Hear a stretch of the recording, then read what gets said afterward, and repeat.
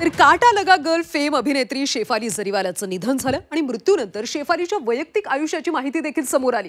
शेफालीचं वैयक्तिक आयुष्य वादळी असल्याचं आता समोर आले। शेफालीची 2 लग्न झाल्याचं समोर आले। संगीतकार हरमीत सिंग हा शेफालीचा पहिला नवरा होता। 2004 मध्ये हरमीत आणि शेफालीचं लग्न झालं, मात्र 2009 मध्ये दोघांनी काडीमोड घेतला। कौटुंबिक हिंसाचाराचा आरोप करत शेफाली हरमीत पासून वेगळी झाली। एका मुलाखतीमध्ये शेफालीनं पहिलं लग्न टॉर्चर होतं असं म्हटलं होतं। त्यानंतर एका पार्टीमध्ये तिची ओळख पराग सोबत झाली। वयामध्ये 7 वर्ष इतकं अंतर होतं आणि तरी सुद्धा तिने पराग सोबत लग्न करण्याचा निर्णय घेतला। मात्र लग्नाआधी वर्षभर ती पराग सोबत लिव्ह इन मध्ये सुद्धा होती। तसंच शेफाली बिग बॉसचा स्पर्धक सिद्धार्थ शुक्ला यालाही डेट करत होती। विशेष म्हणजे शेफालीच्या दोन्ही नवऱ्यांना याबाबत कल्पना होती, मात्र सिद्धार्थ आणि शेफालीचं नातं बनू शकलं नाही। वयाच्या 12व्या वर्षी शेफालीला मूल दत्तक घेण्याची इच्छा होती, मात्र कायदेशीर प्रक्रियेमुळे तिची इच्छा पूर्ण झाली नाही।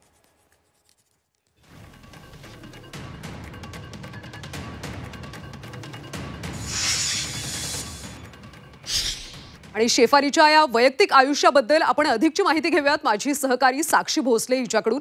साक्षी, खरं तर शेफालीचं हे सगळं आपण लव्ह लाईफ, पहिलं लग्न, दुसरं लग्न, यामुळे ती सतत चर्चेत होती। तिचं हे नेमकं सगळं आयुष्य कशा पद्धतीने होतं?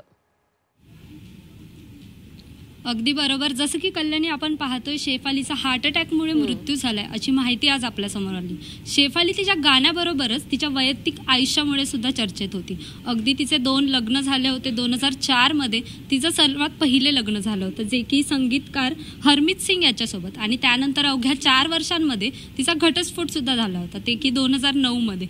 आणि त्यानंतर पुन्हा एकदा 2015 मध्ये तिने पुन्हा लग्न करण्याचा निर्णय घेतला, जे की अभिनेता पराग त्यागीसोबत तिने लग्न केलं होतं दुसरं। आणि त्यानंतर आपल्याला बिग बॉसमुळे सिद्धार्थ शुक्ला आणि शेफाली हिच्या रिलेशनमुळे ते दोघंही चर्चेत होते।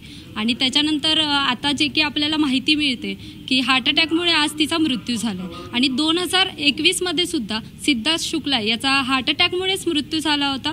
आणि या दोघांचा हार्ट अटॅकमुळे मृत्यू झाला या कारणामुळे अगदी प्रेक्षकांमध्ये, चाहत्यांमध्ये सुद्धा एक शंका उपस्थित होते। आणि आता रिसेंटली म्हणजे गेल्या वर्षीच शेफालीने एक पोस्ट केली होती, ती सिद्धार्थ शुक्ला याबाबतच होती, आणि जे की त्यांनी पोस्टद्वारे फोटो शेअर केला होता आणि मला तुझी खूप आठवण येते असं म्हणत तिने जी पोस्ट केली होती, आता ती पोस्ट तिची शेवटची पोस्ट ठरलेली आहे। आणि त्याच्यानंतर आपल्याला अशी माहिती समोर येते की तिचा हार्ट अटॅकमुळे मृत्यू झाला।